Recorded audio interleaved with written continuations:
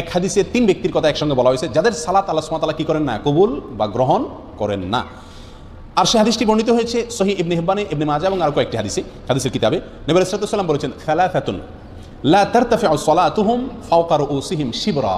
3 ব্যক্তি আছে যারা নামাজ পড়লে তাদের নামাজটা মাথার 1 বিঘত উপরে ওঠে না, আল্লাহর আরশ পর্যন্ত যাওয়া তো পরের কথা, অর্থাৎ তাদের এই সালাত আল্লাহর কাছে কবুল হয় না। সেই লোক কারা? হতভাগা।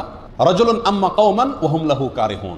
1 নম্বর হলেন ওই ব্যক্তি যে ব্যক্তি কোনো এলাকার মানুষের মসজিদের ইমাম, তিনি ইমামতি করেন, অথচ মুসল্লিরা তার উপরে অসন্তুষ্ট বলতে ন্যায়সঙ্গত কারণে অসন্তুষ্ট। আজকাল তো হুজুররা চলা একটু বাঁকা হইলেও পাবলিক বলে না হুজুর পছন্দ না। তো হুজুরের ব্যক্তিগত কারণে যদি আপনি অপছন্দ করেন সেটাতেই হুজুরের কোনো কিছু আসবে যাবে না, ওটাতে আপনার কপাল আপনি পড়বেন। কিন্তু যদি যুক্তিসঙ্গত কারণে লোকটা বেদাতি, লোকটা খারাপ মানুষ, লোকটার ভিতরে কোনো বদভ্যাস আছে, সেই কারণে যদি পাবলিক তার প্রতি অসন্তুষ্ট থাকে, তাহলে এই ব্যক্তি জেনে শুনিও পাবলিক আমার উপর অসন্তুষ্ট, আমার কোনো চরিত্রের দোষের কারণে, তারপরেও সেই ইমামতির আসন ধরে আছে, আঁকড়ে আছে, তো এই ব্যক্তির ব্যাপারে এই কথা আসছে যে তার সালাত তার মাথার 1 বিঘত উপরেও উঠে না, অর্থাৎ আল্লাহর কাছে কবুল হয় না। নাম্বার 2, ওয়ামরাআতুন বাতাত ওয়া যাওজুহা আলাইহা সাখিত।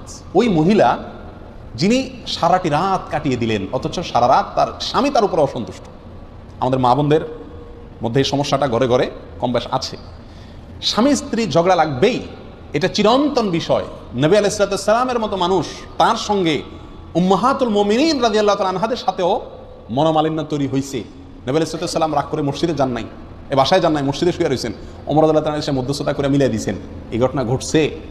উম্মাহাতুল মুমিনিন একদিকে, নবী আলাইহিস সালাম একদিকে, তাদের জীবনে যদি এটা হয় তাহলে বোঝা গেল স্বামী স্ত্রীর জীবনে ঝগড়া, কথা কাটাকাটি, ভুল বুঝাবুঝি এগুলো হবেই হবে, এর কোনো চারা নাই। পাতিল দুটো একসাথে থাকলে বাড়ি খাবে।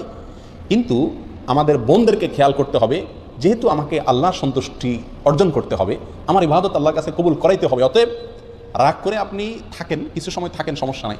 সারাটা রাত স্বামীর উপরে রাগ করে আপনি থাকিয়েন না, অন্তত রাতের কিছু অংশ গেলে রাগটা মিটানোর চেষ্টা করেন। যদি স্বামী অন্যায়ভাবে রাগ করে থাকে, গায়ের জোর রাগ করে, সেটা ভিন্ন কথা। যাই হোক, তাহলে দ্বিতীয় হলেন ওই স্ত্রী যিনি সারাটি রাত কাটিয়ে দিলেন অথচ তার স্বামী তার কারণে তার উপরে কি অসন্তুষ্ট। যদি স্বামী অন্যায়ভাবে অসন্তুষ্ট হয় এবং তাকে সন্তুষ্ট করার কোনো জায়গা না থাকে, গোয়ার টাইপের হয়, তাহলে ভিন্ন কথা। 3 নম্বর, আব্দুল আবেক, ওই গোলাম বা কৃতদাস যে মালিক থেকে পালিয়ে গেছে অনুমতি ছাড়া, কোনো তার সাথে চুক্তি ছাড়া তার থেকে পালিয়ে গেছে। কোনো বর্ণনা আসছে ওই 2 ভাই, যেই 2 ভাই নিজেদের মধ্যে মারামারি বা কাটাকাটিতে লিপ্ত। তাহলে এই হাদিসে 3 ব্যক্তির কথা আমরা পেলাম, আর আগে 5 জনের কথা বললাম, তাহলে মোট 8 জনের কথা পেলাম যাদের সালাত বা ইবাদত আল্লাহর কাছে কি হয় না, গ্রহণযোগ্য হয় না।